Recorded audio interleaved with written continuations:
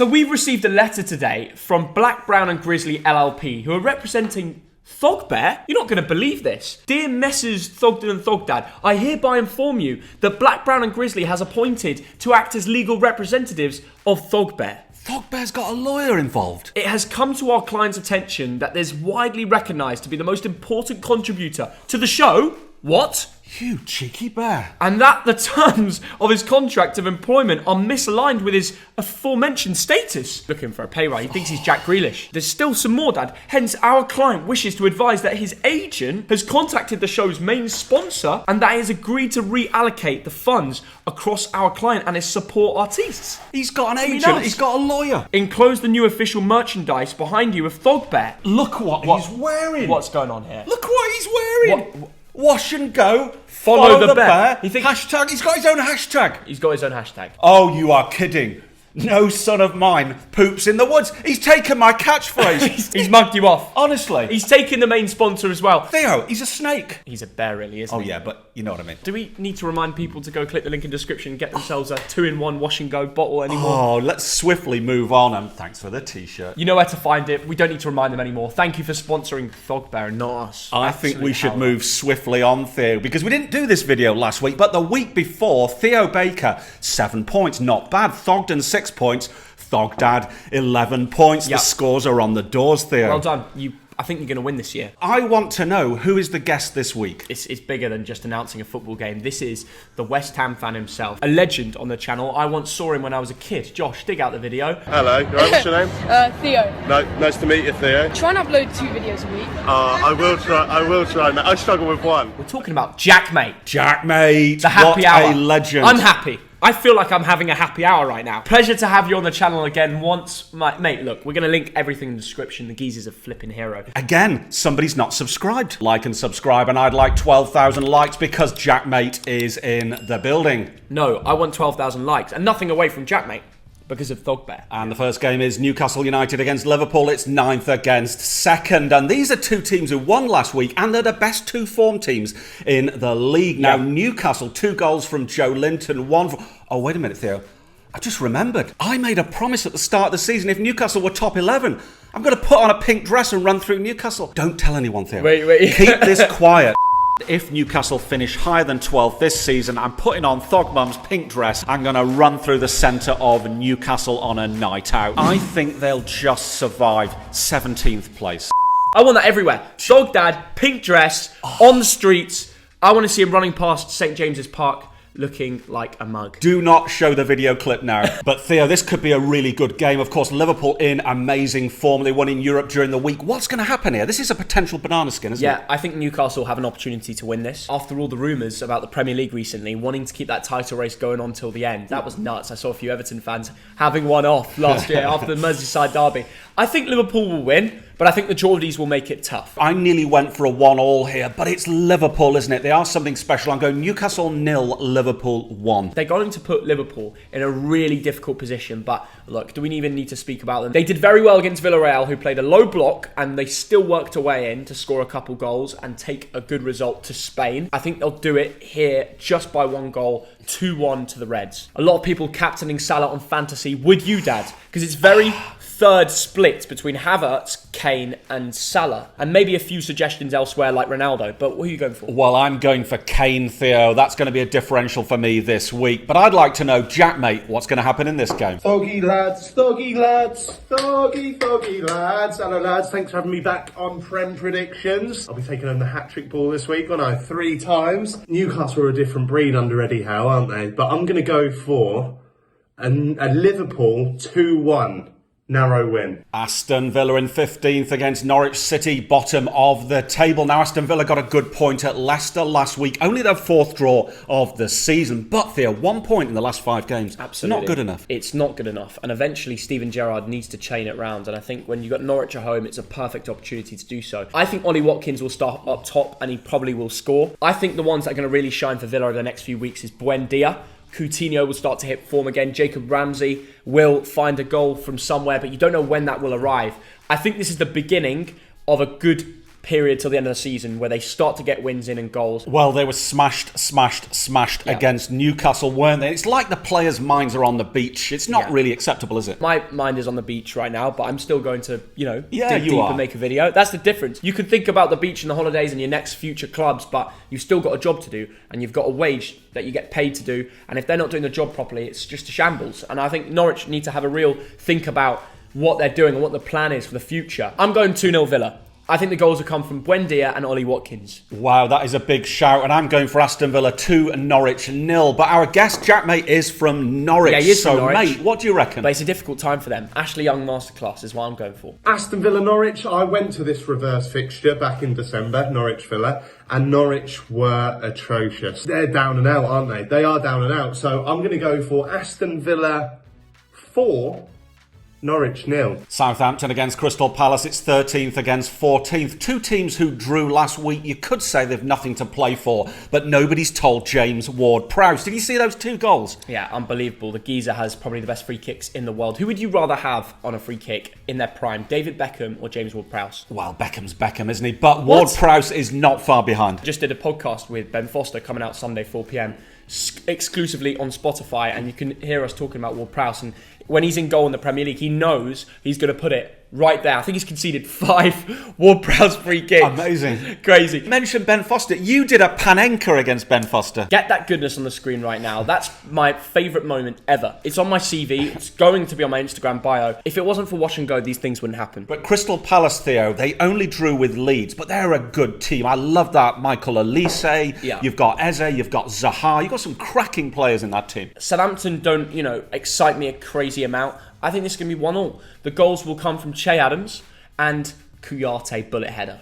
And I'm just going to say ditto 1-1, but I'd like to know, JAACKMAATE, what do you reckon? Southampton Crystal Palace. This is a tough one. I like watching both of these teams this year. Southampton because of James Ward-Prowse, Thogden, I know you love him. And Palace, I love watching because of their youngsters. Elise, what a player, by the way. I'm going to go 1-1. Watford against Burnley of Lancashire. It's 19th against 17th. Now, Watford have fallen away. They've lost the last 4. They're 9 points behind Burnley. It's too much of a gap, isn't it? Like Norwich, they've looked as if they're giving in. I honestly back Burnley. Since Sean Dyche got sacked, they've actually showed more character than I'd expected.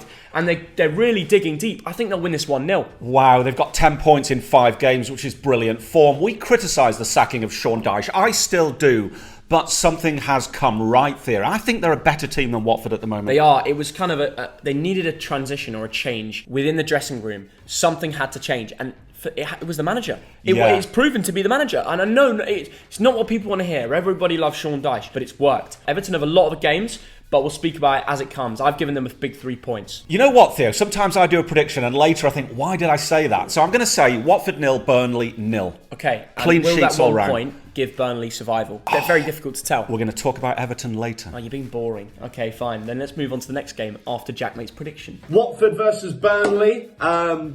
Bottom of the table clash. 6-pointer, some would say. Still probably not going to watch it. I'm going to go for Watford 2, Burnley 0. Wolverhampton Wanderers against Brighton and Hove Albion. It's 8th place against 11th place. Now, Wolves lost to Burnley last week. Will they miss out on Europe, Theo? Well, they've got nothing much to fight for. Apart from that European position, to be fair. They've dropped off a little bit. Brighton have had a couple of good results recently. Arsenal and Tottenham, they drew to Southampton 2-2. Difficult to call. I'm just going to sit on the fence. 1-1 prediction from me. Wow, we're agreeing a lot today. And I tell you what, I saw Brighton at Arsenal. I thought they were so well organised, Theo. And that's why I'm saying 1-1 as well. JAACKMAATE, what do you reckon, pal? Wolverhampton Wanderers versus Brighton and Hove Albion. Again, for me, this is another tough one to call. This could go either way. You could see Brighton winning away. You could see Wolves winning at home. And for that reason, I'm going to go 0-0. I think it's always good to chuck a 0-0 in somewhere. Leeds United against Manchester City. It's 16th against 1st. It's Yorkshire against Lancashire. I want to talk about Leeds, Theo. 11 points in 5 games. Yeah. And 2 players really impressed me against Crystal Palace. You know what I'm going to say? Ilan Meslier in goal was superb. He's so underrated. And the other one, Luke Ayling. Now, I don't know how he wasn't booked, But that was a masterclass from that defender. That for Bielsa is unbelievable, but since Jesse Marsch has come in, he's clearly made changes there. The tactics have implemented it instantly, and it's working. It is, though, but can you keep Gabriel Jesus quiet? He came on, 4 goals, 1 assist. Everyone's going to bring him into FPL, but will he even play? Will they rest him for the Real Madrid second leg, which is so important? And he scored at the Santiago Bernabeu last time. Probably a Mahrez and Jack Grealish masterclass. I listened to an interview about Jesse Marsch coming into this game, and he says he knows how to play against them and he knows the way they play. It's a very difficult job. Lots of Liverpool fans want Leeds to cause an upset because that would give them the boost to win the Premier League. For me, I'm going Leeds 0, Man City 3. But I think it could be even more low scoring because the way Marsch plays, he's really sorted that defence out. They understand each other now. Yeah, Leeds much better recently, but there's only one winner here, and I'm going 3-0 as well, Theo. Leeds versus Manchester City, the late kickoff on the Saturday. What a fixture this is, by the way. Did Leeds... I know Leeds beat them at least once last year. They might have done the double over them, I can't remember. Leeds seem to be a little bit of a bogey team for Man City, but not this time. It's going to be Leeds United 1, Manchester City 6. Let's throw it in there, see what happens. Let's have some fun. It's Premier League predictions. Everton against Chelsea now, 18th against Dele 3rd. Alli. I don't know what he was doing Dele right Alli. now. But Everton lost to Liverpool in the Merseyside derby last week. But I've got a feeling this could be different. This could be a banana skin for Chelsea. Anthony Gordon was good in the Merseyside derby, kind of a diamond in the rough. They lost 2-0, but the Toffees had chances. I don't think they played terribly. Never write them off at Goodison Park. They've scored in practically all their recent games apart from that Wolves upset. As much as they have had a bad run of form under Lampard, I still back them to stay up. I think it's like 50-50 with the odds between them and Burnley. And they've got a good run of games. And if they can start it with a win against Chelsea, who have had a very difficult season on and off the pitch, it wouldn't surprise me. You were at the last Chelsea game. There was a late penalty missed by Jorginho. Yeah. That was terrible, wasn't it? And then that late goal from Pulisic against a weakened West Ham team. If anyone's going to cause an upset against Chelsea, it's going to be Frank Lampard. He understands that team in and out. He managed there not too long ago, and since Tuchel took over, he's done very well. But recently, he's had his hiccups. Yes, I've written down Everton 0, Chelsea 1. But if Everton win this 1-0, I won't be surprised. I feel like Everton are going to win. I really want to predict it, but I'm going to go consult Thogbear. Thogbear, you sure about that? Are you... Okay, so apparently Thogbear has written down on this bottle what the score is going to be. Oh, he thinks it's going to be 2-1. No way. He thinks it's going to be 2-1 to Wow. Chelsea. Wow. Look, I was going to back Everton, and I was very close to doing it, but Thogbear, in his green... I know there's a bit of blue in there for Chelsea, but that could also be for Everton. He's gone for a 2-1. Wow. I'm sorry, Toffees fans. I was so close to backing you. But I'm sure JAACKMAATE will, right? Are we going to see Everton get relegated to the champ?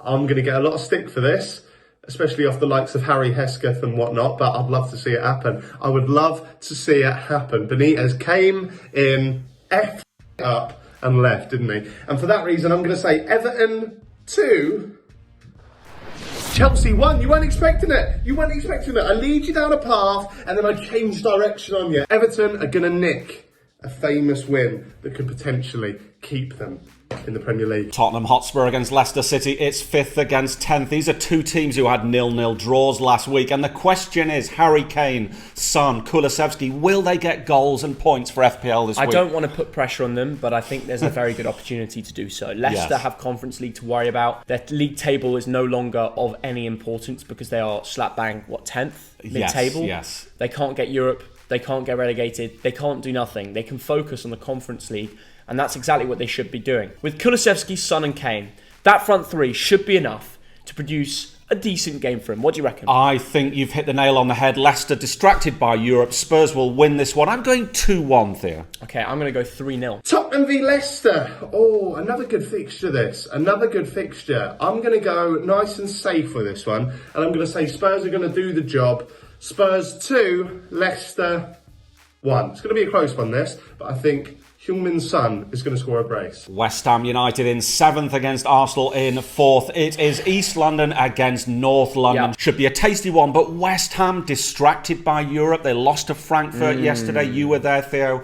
Only 4 points in 5 games in the league. Heads won't be down yet because it's half-time against Frankfurt. They've got another game which they'll have full focus that they can go out there and get a win. They scored several goals past Lyon to go through, and they can do the same against Frankfurt, it would be the upset of a century, because Eintracht Frankfurt fans are bloody crazy. These guys travel like maniacs. 30k. Anyway, we spoke about West Ham. We're going to talk about Frankfurt. That game will be great. But the fact we're speaking about so much of that is pretty much the reason why I think West Ham will lose in the Prem. Arsenal won the last 2 before that. They lost the 3 before that. Which Arsenal's going to turn up? I tell you what, Saka, a goal and an assist. Dad, he's pretty good. did you see how they turned up against United? I mean, it's I know, not hard against Ronaldo and that. But, like, honestly, Arsenal are a top team.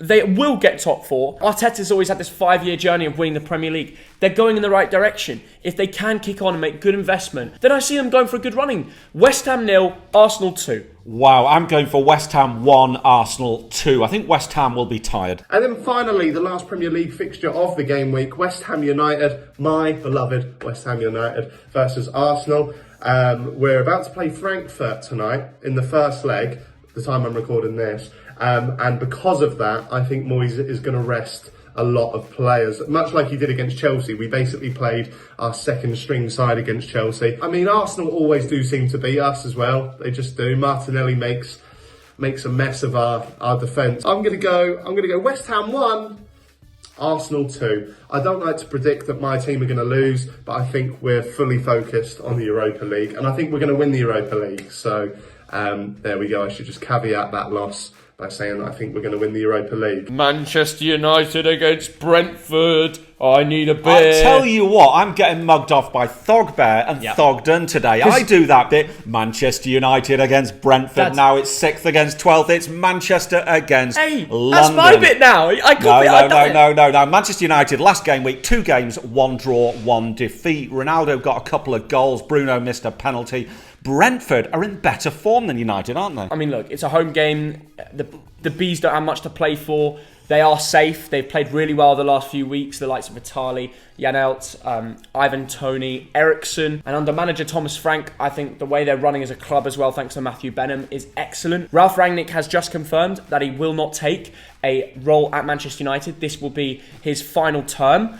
And he's going to be going to Austria as a gaffer. Probably pretty heated at the club, and he probably didn't enjoy it, because if United lose or draw, everyone looks at the gaffer. It doesn't matter. They never look at the players. The one who gets punished is always the manager. The one who gets sacked, the one who's out there, because he's not got a massive wage bill compared to Paul Pogba. I reckon nobody's enjoying being at Man United at the moment. Players, staff and fans. But you know what? I think United will win this one 2-1. But it is a banana skin. Don't underestimate Brentford. Could easily be 0-0, 1-1. To ask you, Dad, Rangnick, would you have taken a role at the club, like football director, or pick Austria manager? Well, Theo, it obviously didn't work for him. It's got to be. You've got to ask about, are you happy in your job? Yeah. Don't do a job that you're not happy with. I don't think he was happy. No, I don't either. And I think, well, look, I mean, look, even Jesse Lingard was speaking to Paul Scholes and saying, look, he'd be happy for me to say on the TV that the dressing room's a mess. Yeah. And I know they're starting to correct form. Ten Hag news is good. They can spend 200 million in the summer, apparently. They can kick on, and I think they will win against Brentford. My prediction, 2-0. But no, my 2-0 prediction will be Bruno Fernandes and Ronaldo. No, I mean, Ronaldo won't score. It'll be a Maguire header. Well, I tell you what, I'm off now to have a word with Thogbo. Turns up with his agent and with his lawyer. Yeah, let us know in the comments your score predictions for your football club. If we get 12,000 likes, then Thogbear is becoming a bigger role than Thogdad on this channel. I'm just saying that. I'm walking away from that on that statement. Bye-bye. See ya.